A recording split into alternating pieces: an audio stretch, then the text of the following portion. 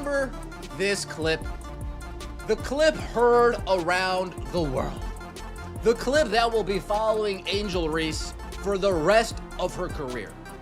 As long as her games don't sell out, as long as her games don't attract a good number of celebrities, as long as her games don't have any type of viewership motion, for lack of better terms, as long as all those three facts remain the same, this clip is going to follow her forever. Folks, do you remember this clip? The clip heard around the world that will be following Angel Reese for the rest of her career, because as long as her games do not sell out, as long as they do not attract celebrities, and as long as they lack significant viewership, this clip is going to haunt her forever. And it is fascinating how the loudest claims often collapse under the gentlest questioning, because ask someone to back up their bold claims with actual evidence, and a Chicago Sky reporter recently did exactly that when she asked Angel Reese about her famous statement that people watch women's basketball because of her too, and her two-word response went viral for all the wrong reasons, as the real story lies in the numbers, which reveal whether Reese is really the draw or has just been riding Caitlin Clark's coattails all this time. So we will dive into this hilarious case of foot and mouth syndrome as a reminder not to write checks you cannot cash. So long since I've seen this clip, I forgot how arrogant Angel Reese sounded. I forgot how full of herself Angel Reese sounded. I forgot not only how nasty she sounded, the nasty facial expressions coinciding with her answer. You can see it clear as day. It's written on her face. She's disgusted that she's not getting the credit that she does. Remember when Angel Reese told the world that people watch women's basketball because of her too? Because that bold statement from last year's WNBA season just crashed into reality in spectacular fashion, as the words "reality is coming" were really meant for Angel Reese, because nobody would be watching the WNBA if it were not for Caitlin Clark, who was bringing the money, the planes, the TV viewership, and making the league on fire. Sorry, young lady. Nobody knows who you are. Nobody would be watching the WNBA additionally for you. This is all about Caitlin Clark. Caitlin Clark is bringing the money to the game, the planes to the game, the TV viewership. The WNBA is on fire because of Caitlin Clark. During the height of her rivalry with Clark, Reese positioned herself not just as a great player but as a viewership magnet, and after LSU's victory over Iowa, she embraced the spotlight, claimed it, and essentially told everyone she was just as responsible for the record-breaking viewership as Clark was, creating a crystal-clear narrative that women's basketball needed both of them equally. Angel Reese was asked about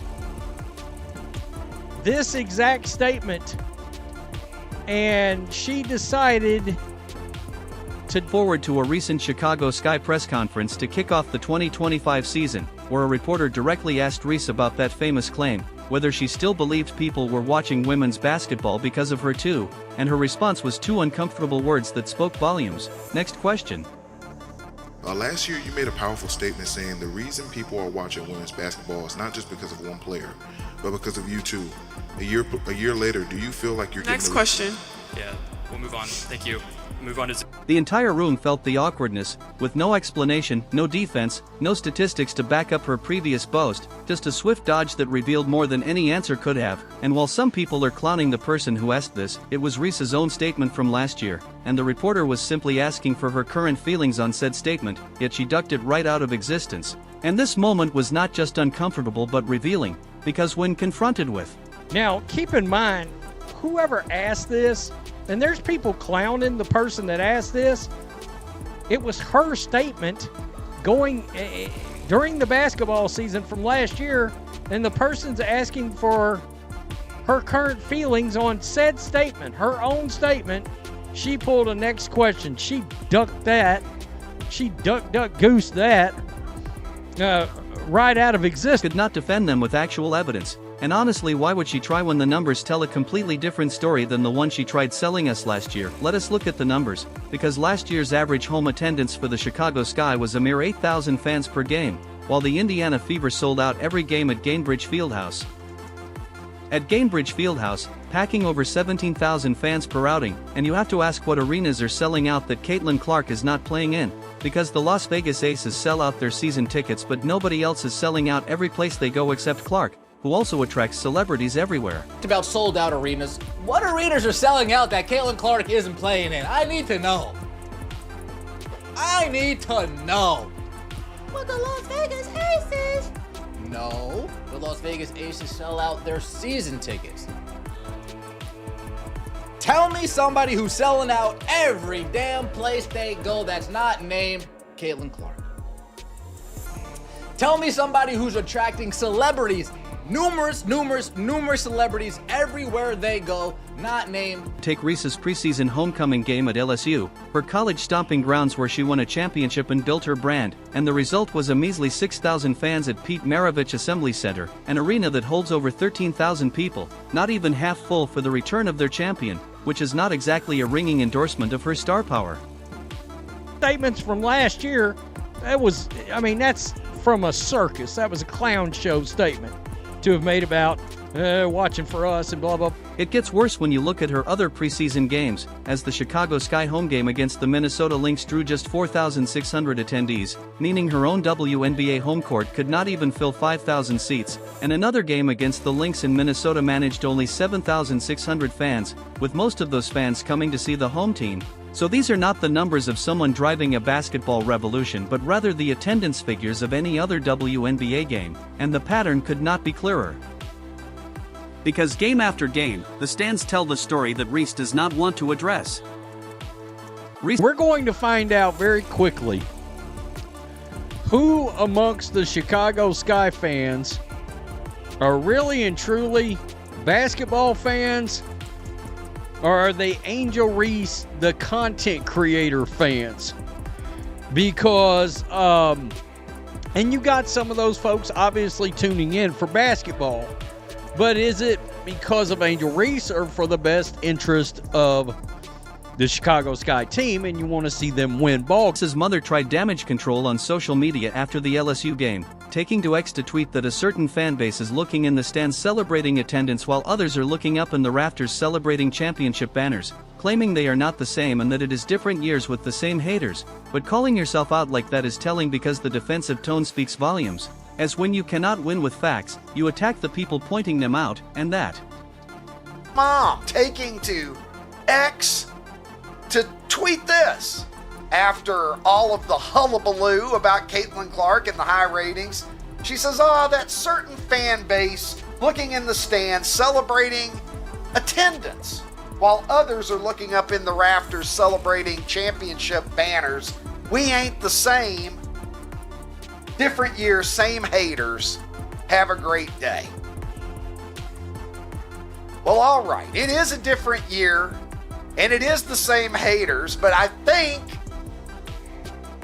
you're calling yourself out. Next question moment was not just Reese dodging an uncomfortable reporter but her avoiding a confrontation with the uncomfortable truth about her actual impact on attendance, because she made a claim she cannot back up and now the receipts are coming due, as the numbers do not require interpretation or spin and stand on their own as clear evidence that something does not add up.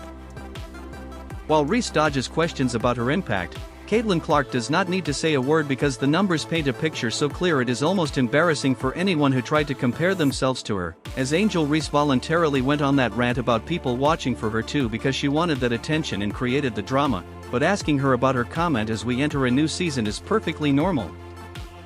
Said next question. So she doesn't want to take responsibility for her own words. Remember Clark's homecoming game at Carver Hawkeye Arena, where the entire venue of 15,000 seats sold out in just 45 minutes, faster than you can watch a single quarter of basketball, because people were not just buying tickets but racing to get them like their lives depended on it, as this was not just another basketball game but a phenomenon known as Caitlin Clark Mania, with 1.3 million people tuning. Reese voluntarily went on a quote, they're watching for me too, and I want y'all to realize that rant, because she wanted that attention. She created the drama, asking her about her comment as we enter a new season is perfectly normal and not stirring things up. Absolutely. In to see her return to Iowa as a professional and reign in three-pointers from ridiculous distances. While Reese's camp will argue her fan base is just limited to Iowa and Indiana, let us look at the receipts, because Clark's jersey became the second biggest selling jersey in basketball in 2024, only next to Steph Curry, while Reese is not even in the top 10, and Clark is the only WNBA player there. Clark Mania, and here we go again. 1.3 million people tuned in.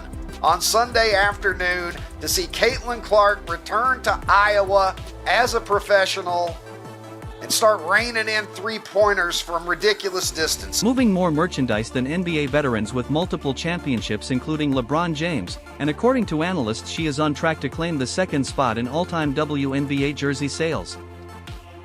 During her sophomore season, which are not just good numbers but history-making numbers, want to see the contrast get even starker, then look at the ticket prices, because preseason games featuring Clark average more than $600 per ticket, which is not a typo, over $600 to watch exhibition basketball, figures that would make some NBA teams jealous, and in fact that average is the highest ever recorded for a basketball game at any level including men's and women's college games, as Clark did not. Viewership. Tell me everybody who's getting consistently over 1 million views on their basketball games, not named Caitlin. Oh, okay. And then Angel Reese goes into, oh, I'll be happy to play the villain role. I'll be happy to play the villain, but don't be mean to me. Don't be mean to me. But I'll be happy to play the villain role. Just break records but shattered them. The impact extends beyond just filling arenas, because teams scheduled to play against the Fever are literally moving their home games to larger NBA arenas just to accommodate the demand, something that has never happened for Reese or any other player in the history of the league. And then there is the merchandise explosion. As the Indiana Fever launched their Now You Know campaign centered around Clark, and sales are through the roof across all product categories, even creating a tour style. Angel Reese, why are we next? This guy set you up perfectly to give an answer of you being full of yourself. Oh, I'm so glad you asked that. They are only watching because of me too. They only know that other girl because of me too. They only go to her games instead of my games because of me too. They only watch all of her games instead of watching all of my games because of me too. She's the #1 jersey seller in the WNBA. Why? Because of me too. That's why. Time Magazine Sports, because of me. Everything Caitlin Clark has is because of me. Angel, you could have done. Every game is a home game, a nod to how Clark draws crowds everywhere she goes, and the campaign is not subtle about what is happening, as the Fever are now a must-watch franchise and everyone knows exactly why. Perhaps the most telling evidence of all is that the Fever will have 41 out of 44 games nationally televised this season, which is 93% of their schedule, and for context this coverage surpasses even the Los Angeles Lakers, who had 39 games on national TV, because when a WNBA team gets more national TV exposure than one of the NBA's flagship franchises, something extraordinary is happening, and this unprecedented level of coverage is not happening because TV executives are Clark fans but because saw this thread on Twitter. I was shocked by it. I was pleasantly shocked and surprised. I thought it was so cool and so sad. Plays, as networks follow money and money follows viewership, and the WNBA knows it too, which is why their latest commercial heavily features Clark as they lean into what works. The story told by attendance numbers, merchandise sales, and TV coverage confirms one undeniable reality.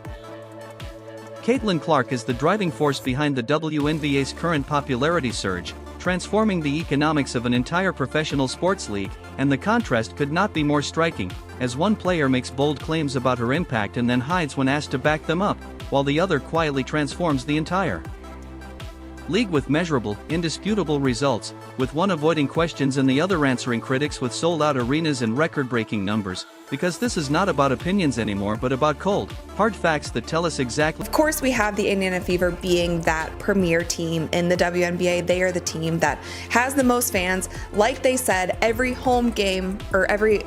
away game turns into a home game. Like they know that they have that fan base. Who is really driving women's basketball forward. The Fever did not just draft Caitlin Clark last year and hope for the best. They built an entire organizational strategy around her that shows they understand something fundamental. Star power needs to be backed by real commitment both on and off the court, and while the Chicago Sky seem unsure what to do with Angel Reese, whether she is the future, just another player, a marketing asset, or the class clown, Indiana has gone all in with a clear win-now mentality, surrounding Clark with veteran talent like Sophie Cunningham, Dana Bonner, and Natasha Howard, which are calculated moves to create an environment where Clark can thrive immediately.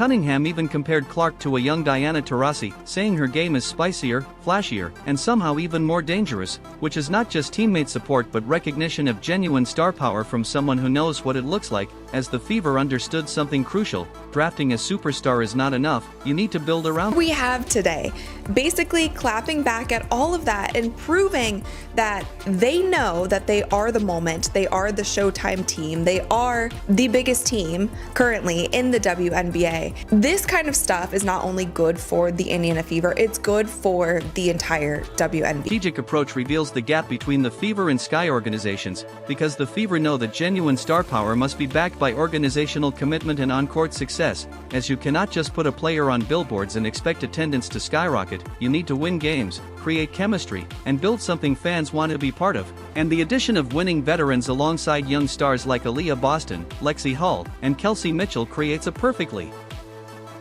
balanced roster designed to compete immediately, not just sell tickets, with the clear message being that they are not waiting 3 years to be good but trying to win right now, which is how you capitalize on momentum by giving fans something to cheer for beyond just one player. And this approach stands in stark contrast to Chicago's more passive strategy with Reese, as the Sky seem uncertain whether to build around her or treat her as just another player, with no clear vision for how Reese.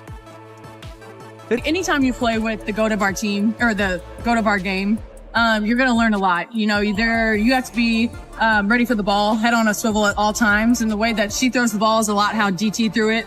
I think this is just the younger version of her, so she has a little bit more energy, a little bit more spunk. I miss DT in her prime, but it doesn't mean she wasn't great when I played with her. But honestly, at the end of the day, everybody can shoot, right? If you're cutting and you're open, you're going to get the ball. And so you just have to be ready for that. And I'm excited for that. And I think you'll see 1 through 5 is interchangeable. And so you'll see the 5 bring the ball down. So it's going to be a little different for other teams to play defense against. It's into their long-term plans and no aggressive moves to surround her with complementary talent, representing the difference between a franchise with direction and one that is simply reacting. The Fever's commitment extends beyond just the roster, as they have upgraded facilities, expanded marketing initiatives, and embraced their role as the WNBA's new centerpiece franchise, understanding that maximizing Clark's impact requires a comprehensive approach that touches every aspect of the organization. And what makes this especially significant is how quickly it all happened, because within a year Indiana transformed from an afterthought to the WNBA's most talked about team, going from lottery regulars. Caitlin Clark make Angel Reese point at the ring finger back at LSU? Did Caitlin Clark make Angel Reese hop up off the bench like a member of Cobra Kai when Kennedy Carter cheap-shotted Caitlin? Does Caitlin Clark make Angel Reese complain about everything? She can't afford to pay her rent, she can't do this, she can't do that. A lot of whining, but then all of the narcissistic comments at the same time, and maybe she comes by it on. To must-see TV, and that kind of transformation does not happen by accident but through strategic planning and organizational alignment around a central vision. The Fever's approach proves that genuine star power combined with smart organizational strategy creates a winning formula both on the court and at the box office, because you cannot separate the two, as the teams that succeed do not just draft stars but build ecosystems where those stars can thrive. And while Reese struggles to back up her claims with results, Clark and the Fever are showing that actions speak louder than words in building a basketball phenomenon, with Clark not needing to. We're not here to chase greatness, we're here to claim it.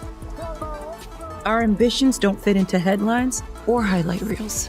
So if you thought we arrived, 2 more for Boston. now you know. We're not here for the moment.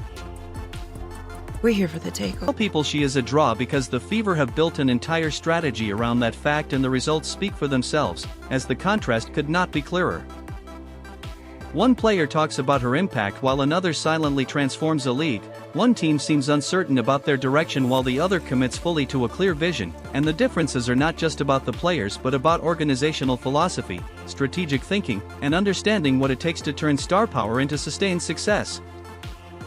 The truth is crystal clear at this point, because while Angel Reese hides from questions about her impact, Caitlin Clark is literally transforming women's basketball with cold, hard numbers backing her up, as you cannot argue with sold-out arenas, record-breaking jersey sales, and unprecedented TV coverage, and the 2025 season will tell the full story, with Clark's Fever dominating national television while playing in packed NBA arenas, while Reese faces the impossible task of somehow Justify May the 17th in Indianapolis, Indiana, when the season is going to be kicked off with the Ali Frazier of our generation. Caitlin Clark hosting the Chicago Sky and Angel Reese. The Indiana Fever at Gamebridge Fieldhouse in Indianapolis. those bold claims with actual results. This shows us something important about sports and life. Some people talk about greatness while others just achieve it silently, letting their impact speak for itself. So if you are Team Clark, comment baby goat over baby giraffe down below, and do not forget to like, subscribe, and turn on all notifications so you never miss out. Click the video on the screen and we will see you in the next.